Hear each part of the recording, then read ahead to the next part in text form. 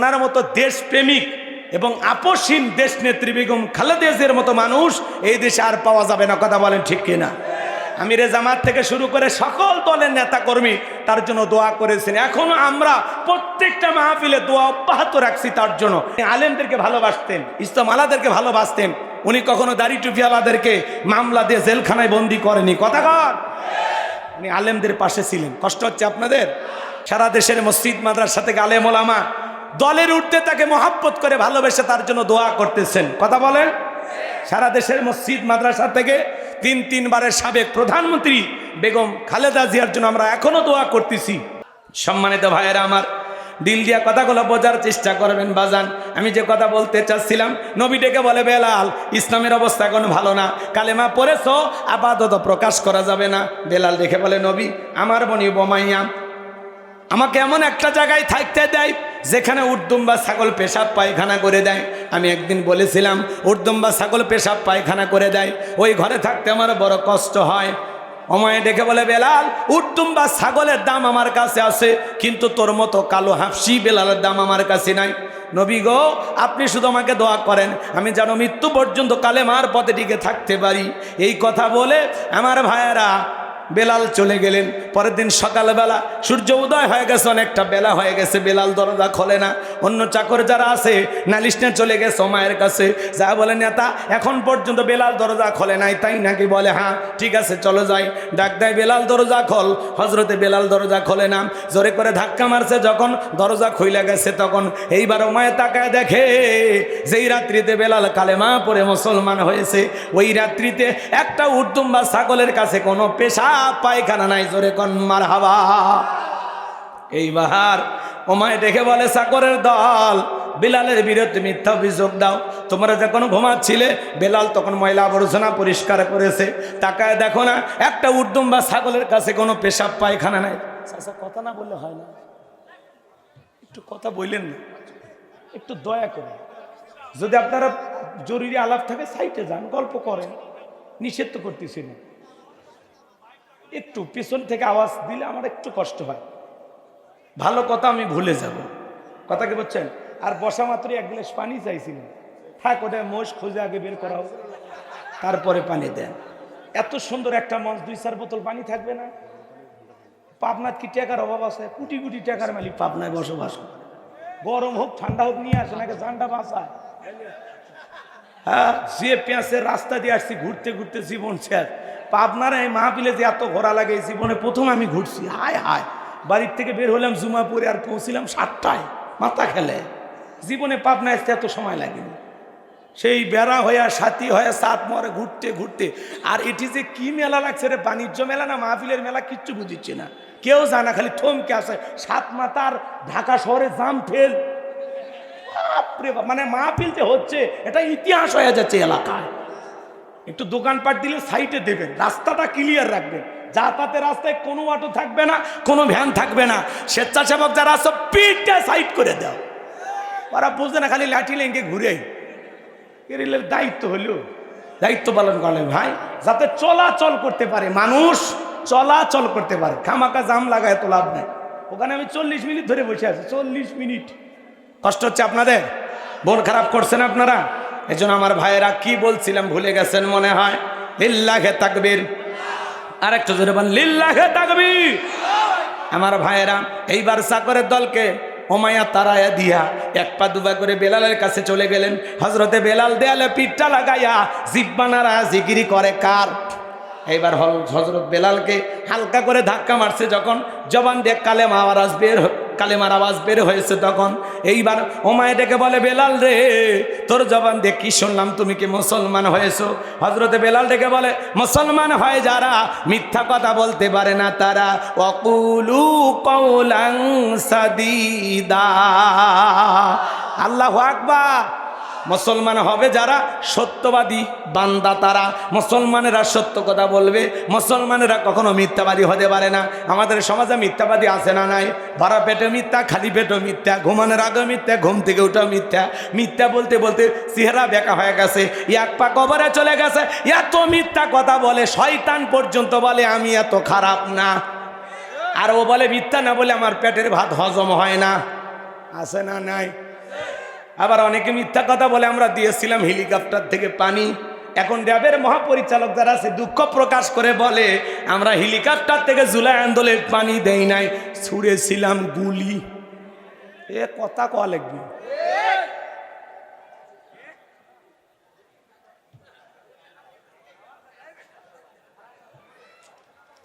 আলহামদুলিল্লাহ। কষ্ট হচ্ছে? হ্যাঁ, একটু সাজিয়ে নেওয়া লাগবে। কেউ নাই তো, কেবল গুছে উঠতেছে। এর পরের বক্তারা ওয়াজ করবি সুন্দর করে। কথাকে বোঝেন নাই? হেল্পার চেনেন? হেল্পার ড্রাইভার আসার আগে কি করে? গাড়ির লোক তোলে না। কে কে আছেন ভাই সামনের সিটটা ফাঁকা করেন। কতখানি এই পিছনে জানাই মহিলা বসতে দেন। ওই রকম অবস্থা আমার হয়েছে। কথা বলছেন, হেল্পারের দায়িত্ব পালন করতেছি। মন খারাপ করেন না, মাহফিলটা একটু সাজায় গুছাতে, এরপরে বক্তা তুলে দেব। ওরা খালি আসবি আর ফাটে হেলে দিবি। কি কন? আর যত বক্তা মানে পুরো বাংলাদেশের কয়েক জেলার বক্তা আপনারা এক জায়গায় করছেন। মানে এরকম একটা মাহফিল করতে গেলে কলিজা লাগে, কলিজা লাগে। কথা কন? আজকে আতাই খোলাই পাপ নাই, বাবুই খোলাতে নতুন একটা ইতিহাস হবে। কথা বলেন ডিকেরা? কিছুক্ষণ পরে ময়দানে জায়গা হবে না ইনশাআল্লাহ। আল্লাহ কবুল করেন। ভাইরা বসেন বসেন বসেন, কথা হবে তো। আমার ভাইয়েরা গভীর মনোযোগ দিয়ে কথাগুলো শুনে যান বাজান। এইবারও মায়ে ডেকে বলে বেলাল তুমি যদি চাও উর্তুম্বা ছাগলের মালিক বানায় দেব, থাকার জন্য ভালো ঘরের ব্যবস্থা করে দেব। হজরতে বেলাল ডেকে বলে ও মাইয়া, দুনিয়ার কোনো পার্থিব সম্পদের বিনিময়ে বেলাল তার ঈমান বিক্রি করবে না। আল্লাহু আকবার বলে। এই কথা শোনার পরে ওমায় ডেকে বলে বেলাল আমার কথাটা শুনলে বড় নেতা আবু জেহেলকে খবর দেব। হজরতে বেলাল ডেকে বলে কোনো বড় নেতা ছোট নেতা এখন কাউকে গোনার টাইম নাই। আমি দুনিয়ার কোন আবু জেহেলকে ভয় করি না, আমি ভয় করি আমার আল্লাহকে। আমার ভাইয়েরা এরপরে ওমায় দৌড়ে চলে গেল আবু জেহেলের বাড়িতে। যাই বলে নেতা সংবাদ খুব খারাপ, আমার বাড়ির কি তো দাস বেলাল কালেমা পড়ে মুসলমান হয়েছে। তাই নাকি? বলে হ্যাঁ ঠিক আছে যাও আমি আসতেছি। আবু জেহেলের কিছু সাঙ্গ পাঙ্গ ক্যাডার মাস্তান ছিল যাদের কাজই হলো মুসলমানদের উপর নির্যাতন জুলুম চালানো। আজও দেখবেন জালেমদের বিশেষ একটা বাহিনী থাকে যাদের কাজই হলো টুপিওয়ালা দাড়িওয়ালা ইমানদার আল্লাহওয়ালাদেরকে ধরে ধরে নির্যাতন চালানো। এইবার আবু জেহেল তার ক্যাডার মাস্তান নিয়ে হাজির হয়ে গেল। আইসা বলে বেলাল এই দিকে আই, এসব কি শুনছি তুমি নাকি মুসলমান হয়েছো? হজরতে বেলাল ডেকে বলে গতকাল রাত্রিতে নবীজির হাতে হাত রেখে আমি কালেমা পড়ে মুসলমান হয়েছি। বলে বেলাল এখনো সময় আছে, তুমি যদি চাও উর্দুম্বা ছাগলের মালিক বানায় দেব, থাকার জন্য ভালো ঘরের ব্যবস্থা করে দেব। ও বেলাল তুমি যদি চাও ব্যবসা বাণিজ্য করবার টাকা পয়সা যা লাগে দেব। বেলাল তুমি চাইতে দেরি, তোমার চাহিদাটা আমরা পূরণ করতে দেরি করব না। হজরতে বেলাল ডেকে বলে আবু জেহেল রে, দুনিয়ার সব সম্পদ যদি আমি বেলালকে দিতে চাও, দুনিয়ার সব সম্পদ ছাড়তে রাজি, নবীজির কালেমা ছাড়তে রাজি নাই। বলেন আল্লাহু আকবার। বেলালের উত্তরসূরি যারা এরা কখনো টাকার কাছে বিক্রি হবে না। আজ মুনাফিক মার্কা মুসলমান যারা টাকার কাছে বিক্রি হবে তারা কথা বলেন। টাকা পাইলে বাতিলের পাঁচাটা গোলাম হয়, টাকা পাইলে বৈধকে অবৈধ বলে ফতুয়া দেয়, আর অবৈধকে বৈধ বলে চালিয়ে দেয়। টাকার জোরে ফতুয়া ঘরে। টাকা পাইলে বাতিলের পাঁচাটা গোলাম হয়, এক প্যাকেট বিরিয়ানি খায়, কয় ম্যাডাম আপনি জান্নাতি, টিকিট কনফার্ম। কথা কয় না? হ্যাঁ, কত টুপিওয়ালা দাড়িওয়ালা বাতিলের কাছে বিক্রি হয়, আছে না নয়? এই সুবিধাবাদ জিন্দাবাদ যারা মুনাফিক তারা কথা কন। আমার ভাইয়েরা বেলালের উত্তরসূরি যারা টাকার কাছে বিক্রি হবে না তারা। এইবার আবু জেহেল ডেকে বলে বেলাল এত বড় লোভনীয় প্রস্তাব দিলাম রাজি হইলা না, সোজা আঙ্গুলে ঘিউ না উঠলে আঙ্গুল একটু বাঁকা করা লাগবে। এই কথা বলে যুবকদের লিলিয়ে দিল, চাবুক দিয়ে পিটানো শুরু করো। হজরত বেলালকে চাবুক দিয়ে পিটানো শুরু হলো। এরা যত জোরে চাবুক মারে বেলাল তত জোরে কালেমা পড়ে।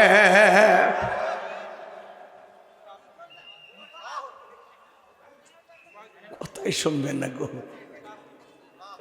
আমার ভাইয়েরা। এরা চাবুক দিয়ে মারতে মারতে কালো চামড়া গুলো ফেটে রক্ত ঝরা শুরু হয়ে গেল। আবু জেহেল ডেকে বলে বেলাল মারতে মারতে কালো চামড়া গুলো ফেটে রক্ত ঝরতেছে, তবুও কি নবী মুহাম্মাদের কালিমা ছাড়বি না?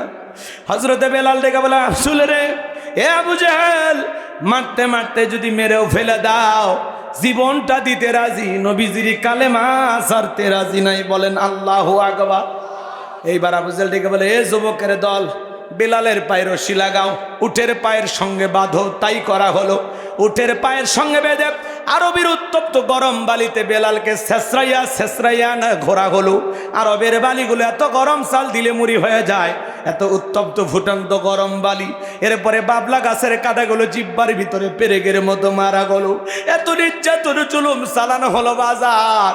বিকেলবেলা নিয়ে এসে বলে, বেলাল রে, চাবুক দিয়ে পিটাইলাম, পাই রশি লাগাইয়ে নিয়ে ঘুরলাম, তবুও কি নবী মুহাম্মদ সাল্লাল্লাহু আলাইহি সাল্লামের কালেমা ছাড়বি না? হযরতে বেলাল ডেকে বলে, আবু জাহেল রে, মারতে মারতে যদি মেরেও ফেলে দাও, আমি বেলাল জীবন দিতে রাজি, তবুও নবীর কালেমা ছাড়তে রাজি নাই। আল্লাহু আকবার। এইবার আবু জাহেল বলে, এ যুবকের দল, বড় একটা পাথর নিয়ে আসে বেলালের বুকের উপরে চাপায়া দাও। বিশাল বড় একটা পাথর নিয়ে আইসা হযরতে বেলালের বুকের উপরে চাপায়া দেওয়া হলো। আবু জাহেল মনে করলো পাথরের চাপার আঘাতে বেলাল মারা যাবে। এই কথা ভেবে কাফেরা চলে গেল। হাত বাঁধা, পা বাঁধা, বুকের উপরে বিশাল বড় পাথর। এরপরে রক্তাক্ত জিহ্বাটা নাড়াইয়া হযরতে বেলাল জিকিরি করে কার? হে পাবনার মুসলমান ভাইয়েরা, আপনাকে আমাকে জিকিরি করার জন্য কেউ মারে না, পেটে না, ধমক দেয় না, তবু আমরা কপাল পোলা আল্লাহর জিকিরি করি না। হাদিস শরীফের ভিতরে আসছে বাজান, যার জিহ্বাটা আল্লাহর জিকিরে তরু তাজা থাকে, আল্লাহর জিকিরে ভিজা থাকে, ওই জিহ্বাওয়ালা মানুষ কোনোদিন জাহান্নামের আগুনে জ্বলবে না। বলুন সুবহানাল্লাহ। ফাযকুরুনি আযকুরুকুম ওয়াশকুরুলি ওয়ালা তাকফুরুন। আমার আল্লাহ বলেন, তোমরা আমারে স্মরণ করো, আমি আল্লাহ তোমাদেরকে স্মরণ করব। কৃতজ্ঞতা প্রকাশ করো, অকৃতজ্ঞ হইও না। তাহলে সব সময় জবানে জিকির চালু হবে কার? আরেকটু জোরে বলেন কার? এ বাজান, মাঠে কাজ করতে করতে জিকির করা যায়, ব্যবসা বাণিজ্য করতে করতে জিকির করা যায়, অফিস আদালতে বৈশা বৈশা জিকির করা যায়, রিক্সা ভ্যান চালাইতে চালাইতে জিকির করা যায়। জিকির করার জন্য আলাদা সময় লাগে না, সব সময় জবানে জিকির চালু রাখবেন। সুবহানাল্লাহ, আলহামদুলিল্লাহ, লা ইলাহা ইল্লাল্লাহ, আল্লাহু আকবার, সুবহানাল্লাহি ওয়া বিহামদিহি, সুবহানাল্লাহিল আযীম। পারবো তো ইনশাআল্লাহ? মা বোন যারা আবার শুনতেছেন, মা মহিলা আছে আমার, মা বোন যারা আবার শুনতেছেন, মা মাসে আপনারা বেশ কয়েকদিন অসুস্থ থাকেন, যে সময় আপনাদের নামাজ পড়া নিষেধ, কিন্তু এই সময়গুলোতে আপনারা চাইলে বেশি বেশি জিকির করতে পারবেন। জিকির করতে কোনো বাধা নাই। আল্লাহ আমার মা বোনদেরকে আমল করার তৌফিক দান করে। রসুলের এক সহজ সরল সাহাবী এসে বলে, নবী, ইসলামের এত বিধিবিধান আমার তো মনে থাকে না, ভুলে যায়, তো আমার সহজ কোনো আমল দেন। আল্লাহ রসুল তখন বলতেছে, আমার সাহাবী, তুমি যদি সব সময় আল্লাহর জিকিরে জিহ্বাটা তরু তাজা রাখতে পারো, ভিজা রাখতে পারো, এই জিকির তোমাকে আল্লাহর জান্নাতে পৌঁছায় দেবে। একটু জোরে কন্যা সুবহানাল্লাহ। তাহলে বাজান, হযরতে বেলাল কালেমা পড়তে গিয়ে, জিকির করতে গিয়ে মার খাইছে। আমাদেরকে কে মারবে? সাহস আছে কারো? মারবে না। তাহলে আমরা কেন জিকির করি না? জিকির করার দরকার আছে না নাই বাজান? আচ্ছা, জিকির করলে কি খুব বেশি খাটনি হয়? পারবো তো আমরা জিকির করতে? এই আমলটা কি করতে পারবেন? আল্লাহ তৌফিক দান করেন। মাহফিল শুধু শুনলাম, ওই যে আগে মা বোনেরা চুলে আগুন লাগানোর সময় চোঙ্গা আছেন আপনারা, কি বলেন পাবনায়, কি বলেন, ফু দিত, এক পাশে ফু দিত আর এক পাশে বাতাস বের হয়ে যেত, কি চোং?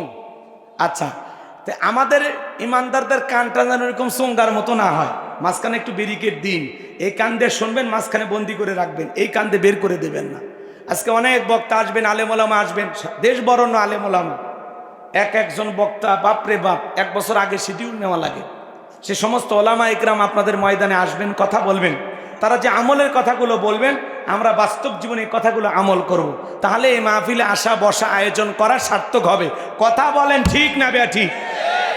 তাহলে আমার আমল, অন্তত যা পারেন, যে অবস্থায় থাকেন, সব সময় আল্লাহর জিকির করবেন। পারবেন তো ইনশাআল্লাহ? সম্মানিত ভাইয়েরা আমার, হযরতে বেলাল রক্তাক্ত জিহ্বাটা নাড়াইয়া চোখের পানি ছেড়ে দিয়া কান্দে আর আল্লাহর জিকির করে, আর ডেকে বলেন, আল্লাহ, তুমি তো সেই আল্লাহ, ইব্রাহিমের জন্য যদি নমরুদের আগুনকে ফুলের বাগান বানাই দিতে পারো, ও আল্লাহ, তুমি কি পারো না বেলালের বুকের পাথরটাকে তুলার মতো নরম বানায় দিতে? হযরতে বেলাল দোয়া করতে দেরি, আসমানের মালিক আল্লাহ দোয়া কবুল করতে দেরি করে নাই। বেলালের বুকের পাথরটাকে আমার আল্লাহ তুলার মতো নরম বানিয়ে দিয়েছেন। বলুন সুবহানাল্লাহ। বেলালের নিঃশ্বাসের সাথে পাথর ওঠে আর নামে, আমার ভাইয়েরা, এই যখন ইসলামের অবস্থা, বেলাল নির্যাতনের জুলুমের কথা রসুলের কান পর্যন্ত যখন পৌঁছে গেল, নবী ডেকে বলল, আবু বকর, আমার বেলালের কষ্টের কথা আমার আর সহ্য হয় না, যাও যাও তুমি আমার বেলালের জন্য একটা কিছু করো। হযরত আবু বকর সিদ্দিক রাদিয়াল্লাহু তাআলা আনহু কয়েক গুণ দাম বেশি দিয়া গোলামীর জীবন থেকে হযরত বেলালকে আজাদ করলেন। তাহলে একদিকে সাহাবায়ে কিরামদের উপর নির্যাতন, সন্তান হারানোর ব্যথা, এই জন্য নবীজির মনটা খারাপ। আর নবীর যখন মন খারাপ, নবীকে সান্ত্বনা দেওয়ার দায়িত্ব কার? আমার আল্লাহ ডেকে বলে, জিবরাইল, আমার বন্ধুর মা নাই, বাবা নাই, আমি স্যার আমার বন্ধুর কেউ নাই রে জিবরাইল, আমার বন্ধুর মনটা হয়েছে ভারী, আমি আল্লাহ সইতে নাহি পারি। লাহু মাহফুজ থেকে সূরা কাউসার নিয়ে যায় আমার বন্ধুর ওপরে নাজিল কর তাড়াতাড়ি। আল্লাহু আকবার। নবী আমার ডেকে বলে, আনাস, আমার মনটা কেন খারাপ, কষ্টের কারণটা কি তোমরা জানো? কিন্তু আমার মুস্কি হাসি দেওয়ার কারণ হলো, এই মাত্র আসমান থেকে জিবরাইল এসে আমার ওপরে সূরা কাউসার নাজিল করলো। রসুল তখন মুস্কি মুস্কি হাসলেন আর সাহাবায়ে কিরামদের সামনে তিলাওয়াত করে শুনিয়ে দিলেন। জবান ছেড়ে সবাই একটু পড়ুন, ইন্না আ'তাইনাকাল কাউসার ফাসাল্লি লিরাব্বিকা ওয়ানহার ইন্না শানিয়াকা হুয়াল আবতার। আল্লাহু আকবার। আমার আল্লাহ বলেন, ইন্না আ'তাইনাকাল কাউসার, অবশ্যই আমি আল্লাহ পাক আপনাকে হাউজে কাউসার দান করেছি। এই পৃথিবীর অন্য কোন নবী রাসূলকে আল্লাহ তাআলা হাউজে কাউসার গিফট করেন নাই, হাউজে কাউসার দান করেন নাই। আপনার আমার নবীকে আল্লাহ তাআলা স্পেশালভাবে হাউজে কাউসার দান করেছেন। বলুন সুবহানাল্লাহ। এই জন্য আমার আল্লাহ বলেন, ইন্না আ'তাইনাকাল কাউসার। আল্লাহু আকবার। আমার আল্লাহ বলেন, নিশ্চয়ই আমি আল্লাহ পাক আপনাকে হাউজে কাউসার দান করেছি। এই হাউজে কাউসারের পানি দুধের মতো সাদা, মধুর চাইতে মিষ্টি, পানির মতো ক্লিয়ার। ওই কঠিন কিয়ামতের ময়দানে যেদিন বিচার দিবস কায়েম হয়ে যাবে, বিচার দিবসের একদিন হবে 50,000 বছরের সমান।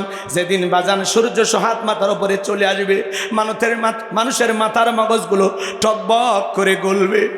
যেদিন বেঈমানদের জুহ্বা নাভি পর্যন্ত ঝুলে আসবে, যেদিন জমিন ঝমে তামার জমিন, পাহাড় পর্বত নদী নালা খাল বিল্ডিং ইমারত কোনো কিছু থাকবে না। কুল্লুমান আলাইহা ফান। এই পৃথিবীর জমিনের সব কিছু আল্লাহ তাআলা ধ্বংস করে দিবেন। ওই কঠিন কিয়ামতের ময়দানে ভাই ভাইকে দেখে পালিয়ে যাবে। আল্লাহ বলেন, ইয়াউমা ইয়াফিরুল মারউ মিন আখি ওয়া উম্মিহি ওয়া আবি ওয়া সাহিবাতিহি ওয়া বানি।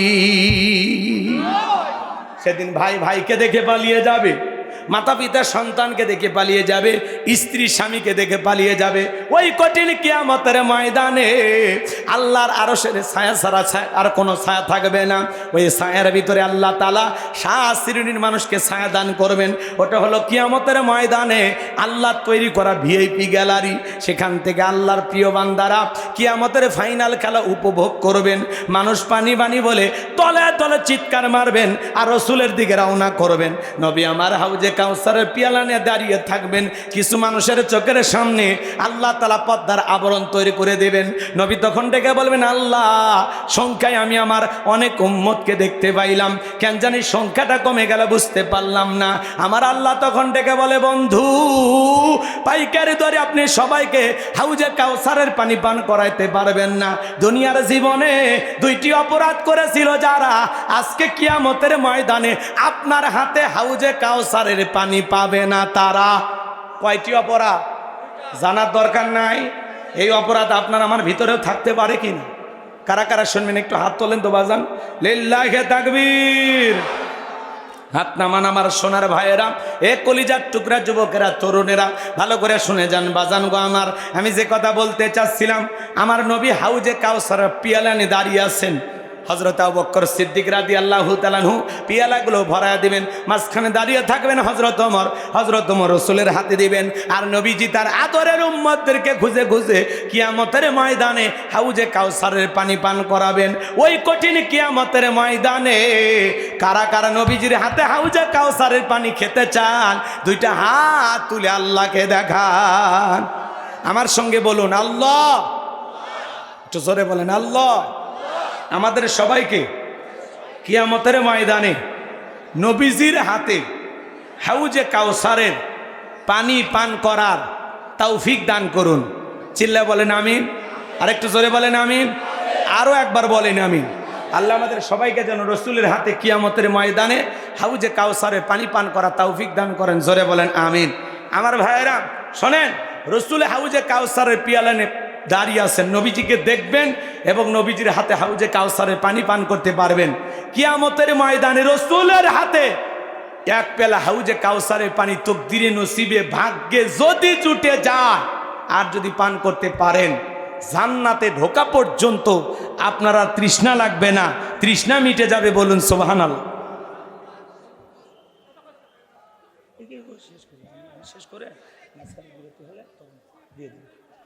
আমি তো শেষ করলাম, কয়েক মিনিট কষ্ট হচ্ছে আপনাদের। আমার ভাইয়েরা গভীর মনোযোগ দিয়ে কথাগুলো বোঝার এবং শোনার চেষ্টা করবেন বাজান। আমি গুনাহগার যে কথা বলতে চাচ্ছিলাম, কিয়ামতের ময়দানে নবীজির হাতে হাউজে কাউসারের পানি পান করতে চাইলেন, কিন্তু পানি চাইলেই তো পাওয়া যাবে না, কাজ করা লাগবে। কথা বলেন। ঠান্ডা পানিতে উজু বানায় নামাজ আদায় করতে হবে। হঠাৎ করে কেউ নামাজ ধরা শুরু করলে পুরাতন মুসল্লি যারা আছে এরা এই নতুন মুসল্লি দিকে ঠাট্টা বিদ্রুপ করে, হাসি তামাশা করে। সূর্য কোন দিক উঠছে, উত্তর পাড়ার বাদশা দিকে মসজিদে নামাজ পড়বি না 2 দিন পরে ছেড়ে দিবি?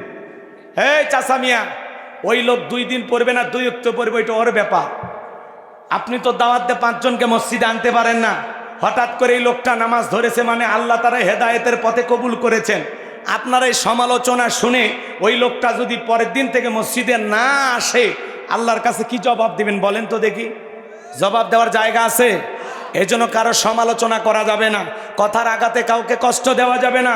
হঠাৎ করে কেউ নামাজ ধরেছে দেখে ভালো লেগেছে, দোয়া করেন যে ভাতিজা তুমি মসজিদে আসছো দেখে দিলটা ভইরে গেছে, আল্লাহর কাছে দোয়া করি আল্লাহ যেন তোমাকে 5 ওয়াক্ত সালাত মসজিদে এসে জামাতের সহিত আদায় করার তৌফিক দান করেন।